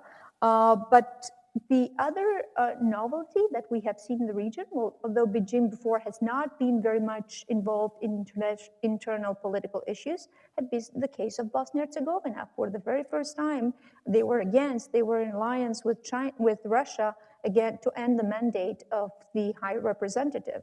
And the narrative has always been that there's too much Western influence in the region. So that I will, close with where I started, that this is where we see commonalities between Beijing and the Kremlin when it comes to the Western Balkans. Thank you so much, Barbona. You have opened so many questions, global issues, and we have tried to see the perceptions from the ground, the perception, then global issues. I will open to, it just shows how much more there is to be discussed, learned, and that very simple divisions into good and bad are not always the best way to understand things. I open for questions, and Ivan, there are no questions on Zoom? Everyone understands? Please go. Please go ahead, but please introduce yourself. I know you, but please introduce yourself. As long as there's nobody else yet, I'm from Institute of the Danube region, Central Europe. I've been many times to Serbia, and I have a question actually to Mrs. Uvalic. Also the size of projects concerning China. The EU has hundreds of projects, and it was rightly said that propaganda is totally missing on the EU side about this fact. Chinese have few but very huge projects, and there is not enough perception that these are not donations, these are loans given. So the indebtedness of China, rightly, is rising strongly, and some of the projects are totally oversized. I mean, a railway system, high speed, you don't need high speed. Now one is traveling 70 kilometers an hour or less on Serbian railways, most of them, yeah. But we don't need 300, 350 kilometers an hour. It could be like in Austria, 200 kilometers an hour or 160 would be fine. So there's a huge difference in indebtedness with this, and there are even stranded investments. Not only Serbia. Let's think at Montenegro, the one high-speed, road projects, which is a stranded investment. So the perception with the people. Because the two ladies have to leave how could that be changed? I mean, there is no. People just don't know what's going on. Thank you. Shall I answer immediately? Are there any other questions, or will you? No? Antonio, please, and say who you are. Hello, thank you very much for this event. My name is Antonio Sanchez with EFE, Spanish news agency here in Vienna. I have a question about this debate with the public opinion of in Serbia towards Russia. It is clear that there is a positive view based on historical issues and so on, but at the same time, this view is being fed by propaganda, by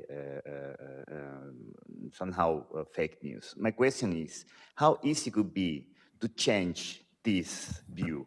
If suddenly Vučić decides, okay, now it's time to make the decision, we are going to break this balance between China, Russia, EU, and we will invest in the European Union. We need our media, the media we support this Pink TV or the Informer and so on to change the narrative. Could be easy to change the mind, the opinion of the public opinion. And a second question related to the investment of China. We have seen in countries like Montenegro, with this famous or infamous motorway project, that when China invests money, it's not making any favor. I mean, it's not an NGO, it's not doing for humanitarian reason or to help the country develop. They invest money and they want to get something back. How is this working in Serbia, for instance? There is a perception that really the money and the investment coming from China is tied to a huge level of obligations from the country, and that can really risk the economy of a country, like in the case of Montenegro with this motorway. Thank you, Antonio. Well, I think we should start because I know you have to leave. Please go ahead. Yes, there was a question about investment by China and the EU, and there are huge differences. In fact, I've tried to squeeze it into my presentation. The fact that very frequently these investments have actually been loans to the Western Balkan countries. And of course, I fully agree that China has done it's important, the Chinese investment in some of the infrastructure. If we think of the infrastructure in Montenegro or the bridges in Serbia, they have been built thanks to the Chinese, not thanks to the EU. But the problem is that nowadays, unfortunately, EU money is very much linked to various types of conditionalities, including the environmental conditions. So if you look at the most recent economic and investment plan for the Western Balkans, there is no way that you can get money from the European Union unless you comply with all the environmental standards. And this is complicated. It complicates life to policymakers in Belgrade. It's much easier to just take a loan from the Chinese and so on. So somehow I think that the procedures must also be simplified on the part of the EU, or these countries also need more specific advice on how to do environmental standards, how to prove that the project is mature. The EU today requires mature projects. So you have to present a project from the very beginning until its implementation phase, and it's not simple. Conditionality, EU conditionality has become very complicated. Not only, but if you look at the green transition and everything that is required nowadays from the European Investment Bank, for example, they have specific conditions now linked to the green transition. So you cannot just present anything that is not environmental friendly. So it's you mentioned trains. I fully agree. Of course, why do we need very fast trains in Serbia? We need much simpler things in Serbia. You need better roads in order to be able to arrive to Montenegro in a faster way and not have to drive the whole day, and not to speak of air transport in the Balkans. It's impossible to travel. So there are many things to be said about transport links in general, but I fully agree with what you have said. So how easy is it to change public opinion? There is several ways. One is very simple: make the future of European future visible and tangible, yes. Because nobody believes anymore. You know, in 2000s, at the beginning of 2000, most of the people were thinking about Europe in a couple of years. Now we have 50% of the people saying never. Never will be. So if it is not visible, it's not something which will happen, why I would love Europe then? That's the real problem. And there is a lot of people from Europe. It's not, there is a lot of in communication, as Milica mentioned, but from the side of Serbian politicians, but for the side of European politicians as well. And especially of people which are not officers of the European Union, which are coming saying something, you will never be part of Europe. So people say, why I would love Europe? Who cares about this Europe? They don't care about us. So that's the one way. Second, this love without any condition to Russian is not really extremely important, and because we had this love previously, but not the influence. Now influence is becoming not due to the Sputnik and I don't know, some Russian media. It's much more, so they're present all over, but people are not anymore news freaks. So Serbs are not watching news to that extent as they used to do, much less. The importance is one private television, which are really promote, they are more pro-Russian than you can find in any Russian TV, in a Russian media. Yes. And this TV station is third TV station by the share, yes. By very, very influential in that. It's not influential to huge population, but 1/3 of population is watching this, and this is important. But you know, they would easily buy everything if you don't have European future. So and on the heart of this is solve the Kosovo problem. Serbia and Kosovo are stuck in the past with this. Any solution would be a good solution. Yes. Only status quo is not solution for both, and not for both, even for whole Balkans. So without finding a way out, which one is Europe, without finding a way out of this problem, we will be under the whatever influence you want. You know, we did a lot. Let's say 5 years ago, we were heavily dependent on Russian oil because all cities are on Russian gas. Not oil, gas. Nowadays, it's different. In 5 years, during even this government did it. But still, we can't go towards Europe, even we are diversified the sources of the energy. Thank you. Valbona? Yeah, very quickly. First, I think what we have overlooked in our analysis of the Western Balkans is that the region has been a perfect testing ground for the Chinese in terms of the investment also in the whole European continent. Two facts here. China's first big infrastructure project in Europe actually was the Papin Bridge in Serbia in 2014, where most of the people think that this was a donation which actually was a loan and all, built by Chinese workers, Chinese raw materials, which actually were even deducted, the raw materials from the custom taxes. So it's like when you look at the benefits, they are actually missing. And then the second fact, which is not very much well known, is that the first railway project in Europe by a Chinese state-owned enterprise using European funds was in Montenegro in 2017, and that was the 10-kilometer segment that connected Kolašin to Kos. It was by the same company that then won the tender for building the bridge, the Pelješac bridge in Dubrovnik. And even when it comes to that bridge and goes back to strategic communication, everybody talks about the Chinese bridge.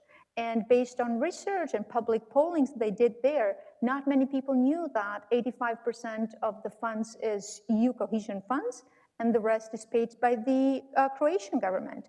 And only few people know that the two connecting roads, one is an Austrian company and the other one is a Greek company. But there's no information about that because the narrative has been that, this is a Chinese investment. And what is the key word that was used and came out from the public polls was that the Chinese investment is reliable. And actually that has been the strategy from the very beginning to selling it as win-win cooperation and China being a reliable actor. Now, to your question regarding Montenegro, that almost 1 billion loan that is given to the government of Montenegro for only 1/3 of the highway, actually it's burdening already, the government, and we have seen that. Not many people were paying attention to that. But what is more concerning for me is that although we have had a couple of more governments since that contract was signed, the contract is not transparent yet. So we don't know what.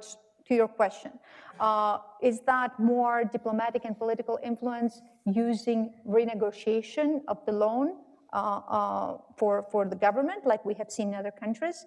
Is it seizing assets? We don't know that. So, but that the bottom line is, China is paying attention to the region because of its important geostrategic position. The same should be done by the European Union. We know that with the small economies, some of these projects will not be repaid in 200, 300 years. That's the case of the highway in Montenegro. However, sub-investments are important from the geopolitical perspective, not from the pure economic, financial perspective. And if you consider in terms of Belt and Road investments, we're seeing some shrinking of investments. I believe that still the Western Balkans will remain an important region for Beijing because of its small economic market, and you can buy influence with very small investments in the region. So I think we need to pay even more attention in the future to those kind of investments. Thank you so much, Barbara. Dimitar, would you like to add something? Ivan, do we have questions online? Okay. Dimitar, because I see Dimitar on the screen, would you like to add something? Maybe we collect more questions and then I'll come in. Okay, please, Thomas. My question is addressed Please to... introduce yourself, just yes, so we have... of course. I'm Thomas Seifert. My question is addressed to Sredan, and that is, do you have maybe more granular data? Because you presented the views of the population, but I'm more interested in the youth, younger people, and also whether you see, if you look in a more granular data, differentiation between rural and urban, people that have been polled. If you have a more granular data in these two things, because obviously the youth is the future, they have more different media consumption, they have more language skills, and also revolutions don't start in the countryside, but usually in cities. So that's... Yeah. Thank you. I had 10 minutes, so I put what I could, and even I said much less. We shall prolong for about 5 minutes. And no, I'm speaking about... No, I know, but I'm just... Not to lose that. Anyway, there is a lot of data, and the data about youth, for example, are to some extent surprising, although I can refer to a very old survey done for Ivan Krastev and for your institute about homogeneity of about various political questions across the Western Balkans. And there is no youth versus old. There is differences between the countries. Much more homogeneous within the country, much less among the generations. So the generations are homogeneous inside the country. Specific of the youth in Serbia is that they are less political. They are, first of all, small contingent. Contingent of the youth are even 65 plus is much bigger than between 18 and 30. So that's one thing. And the second thing is that they are polarized on the far left and far right, and the most of them are non-political, to be short. But Okay. we can continue after. Go ahead and please introduce yourself to the back, Felix. Thank you. Slobodan Markovic, Krzysztof Michalski Fellow at EVM. So I just like to make one comment. I was doing a huge survey for N1 TV. We had a documentary in 2 parts on Russian-Serbian relations called Friend. And we didn't find actually any kind of political significant links between Serbia and Russia until 2005. And I think, in addition, one of the misconceptions is that Slobodan Milosevic was an ally of Russia. He wasn't. Russia was a constructive partner. I think he even quotes usually this meeting in 2004 when Putin, for the same time, stood out of this consensus. And it's about 2005 in Russian-Serbian relations when Russia said that it would use veto powers. So basically, the only real influence of Russia is veto power in the United Nations. As long as it uses it, it will have influence. It has no influence outside of it. And I'm very glad that you mentioned these differences between perceptions and reality, but in some other sectors outside of economy, they are even more, they're even huger. For instance, in 2004... Can you make it short, because we have a question here. Just will say that in terms of military exercises, before Russian aggression in Ukraine, it was 9-1 in favor of exercises with NATO as compared to exercises with Russia. But all the exercises with Russia were widely publicized, and military exercises with unpopular NATO are not popular or not mentioned. Thank you very much. So that's very important. No, and also... thank you. Just one, if I can... Okay, that's it. Thank you. Just that. The thing is that 2 speakers have to leave in 10 minutes. So, Ivan, please. Yeah, this is a question we get from Pavel Štrba from Slovak newspaper Dnevnik. I have a question for Ms. Suvalic and Ms. Zanelli about the disproportion between reality and perception when it comes to public opinion, especially in Serbia. If the Serbian media had been, for the most part, hijacked by pro-Russian and to some extent by pro-Beijing narratives, what other tools does the European Union have in trying to help Serbian public understand that the EU plays a much more important role when it comes to Serbian economy, and that trying to get closer to European standards is in fact in the interest of ordinary people, broadly in Western Balkans, specifically in Serbia? What should the EU try to do here differently? Thank you. Miris, and then... Well, I think the EU is simply not sufficiently present, at least in Serbia that I know best. It has many projects. It's giving the main part of donors' assistance, etc. But somehow I think that they should develop a better strategy in all of the Western Balkan countries. I'm not a EU official to invent something more, but somehow they're simply not sufficiently present. But I wanted to add one thing linked to the public opinion in Serbia. I may not have time later on. Srećan showed us the favorable views of the EU. It must be the most recent data. But as you rightly stressed, public opinion in Serbia is very much events-driven. And at the time when we were preparing our book, it was actually much higher. Even within Vučić's party, 50% of members of Vucic's party were in Not favor. members, supporters. Supporters of were actually in favor of the EU. So which is the greatest portion of the pro-Europeans, because they're a huge party. So I just wanted to show that public opinion is very variable, and so you have to take into account the trend and not the current situation. And the youth, if I may add one, okay, never mind, I'll leave it. Valbona? Well, Milica already answered to that, but you know, I think what I could add is that we have seen that the EU integration process and how the EU has worked with these countries in the past has been very much elite-driven.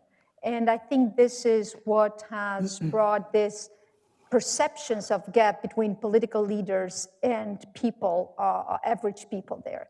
And so if there is something that needs to change, is that the EU needs to involve much more the civil society, the young generation, the business community.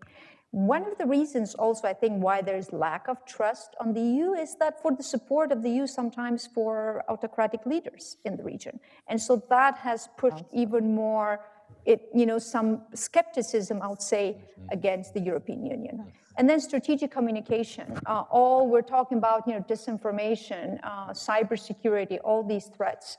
I think also the EU is creating its mechanisms to enable support also for the countries of the Balkans. But I think we should not fall into the narrative that the power of appeal of the European Union is falling in the region, because I think that is the narrative that's pushed from autocratic actors. I know that people are tired, they lack hope, but I don't think people, as was mentioned, they want to travel or they want to live in Moscow or other places. They want to go into the European Union. So even when you ask people, it's because of the standards that the European Union offers. So this is the narrative that's used, I think, to shape public opinion and raise skepticism against the European Union. However, a much better job needs to be done in terms of communicating with people and explaining to them the projects and the support that the EU is giving. We should not take that for granted. One last point is that, unfortunately, we have seen that the enlargement fatigue in the European Union has brought the unintended consequence of reform fatigue in the countries. And then in many cases, the EU has been used as a scapegoat for lack of reforms. We can do everything, but will not become members in the short, medium term. So that has even pushed more this narrative. But hopefully, we'll see a change. We see a Zeitenwende when it comes to EU enlargement, and that's not important just for the Balkans. That's important for stability, peace, and prosperity in the European Union. This is how we have to change the mindset. It has to come from there. We have to change the mentality. This is not anymore for the Balkans. This is for the European Union. Thank you. You wanted? I just wanted to read a little bit, because we're speaking about communication strategy, which is certainly important, but it's much more important strategy.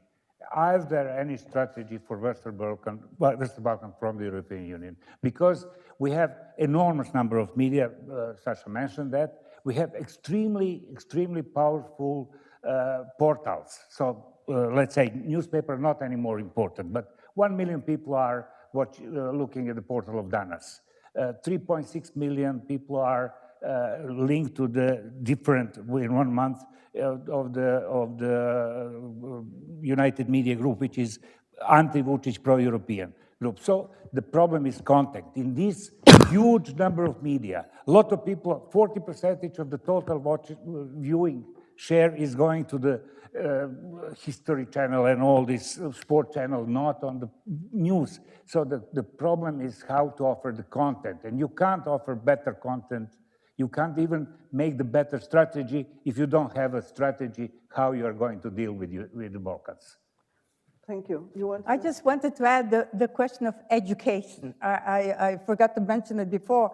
It is fundamental that the narrative is presented also through the universities, by professors, by why is the youth so apolitical in Serbia? Because they don't discuss certain issues with their professors, that not only, but within families. It's probably So education is fundamental, and it is really very disappointing that in the most recent growth plan for the Western Balkans, there's only one mention of cooperation in the field of vocational training, vocational education. Are there any more questions? We are out of, there are no more? Yes. Two more questions. Yes. Go ahead. Yeah. I'll use the privilege of holding the microphone to say two sentences. These are deeply sociologically pro-Western societies. People are joining the European Union individually. It is not by chance that Vienna is one of the biggest Serbian cities with about 100,000 people living here. And I think that's kind of the undertow beyond the perceptions. And we have a question from former Ambassador Gudrun Steinecker, who says, why does the EU not request from Montenegrin government to disclose the secret details of the motorway contract? And again, similar question as before, why does the EU not do more to influence this gap between perceptions and realities regarding China, and specifically alluding to Republika Srpska? Wow. I think we have, did you want it to no? I think we have replied to these questions. Dimitar, you would like to add one thing, or let's, instead of doing the concluding remark, Dimitar, are Russia and China dangerous in the Western Balkans, or it is only about perceptions? Well, President Zelensky, if you remember, gave this interview that there is a danger that there will be a second front in the Western Balkans. And that was the fear in the early days of the full-scale invasion. I don't think there will be a major scale conflict, but Russia can always meddle on the edges because, as we've seen in the case of Northern Kosovo with the Banska incident, there are enough spoilers around that can do damage very easily with very limited resources. But what I wanted to do just very briefly is to piggyback on something Ivan Vejvoda said about Vienna. I mean, there's this joke that Vienna is the best place to live in Serbia, or the best Serbian city to live is Vienna. And we have this saying for pretty much every single Balkan country, including Bulgaria, by the way. And it tells us two things. I mean, first thing is integration, how closely we are related. But also, and I think it applies to the case of former Yugoslavia much more than others, this sense of entitlement and integration. I mean, look, Serbs have been part of this marketplace since the early 60s when Yugoslavia opened the borders. And that was not the case in Moldova, that was not the case in Poland, that was not the case in Ukraine, certainly. So you cannot have excitement for the EU. There is EU realism in the sense that we know that the EU is a necessary thing, and open borders is a necessary thing, but it's very difficult to translate it into a political program, especially given that there is a lack of strategy. And that's the real problem. It's hard for the EU to translate that into a narrative. Although, I mean, if Serbs are given a chance, do you want to be part of the Russian sphere of influence or be part of EU? I think it's a clear choice. I mean, it won't be much of a discussion. The same way that Croatia did, right? I mean, Croatia was split in 2013. There was 1/3 against, 1/3 in favor, and 1/3 undecided. But when it came to deciding, it was a plain sailing thing. So yeah, I mean, EU is very powerful, but it's very difficult to translate into a narrative and into a political program. So I'll end on a skeptical note. Well, I wish you ended up on a positive note. Well, I do want to thank all the speakers. I want to thank the audience. And we have opened so many questions, and with ERSTE and fjum and Concordia and EVM, we shall be doing a lot more topics. We always try to understand the local context and the differences between perceptions and realities. I thank everyone, and those who are not leaving right now, there is coffee and there are some sandwiches. You can continue talking to our speakers. Thank you very much. Thank you. Thank you. Okay.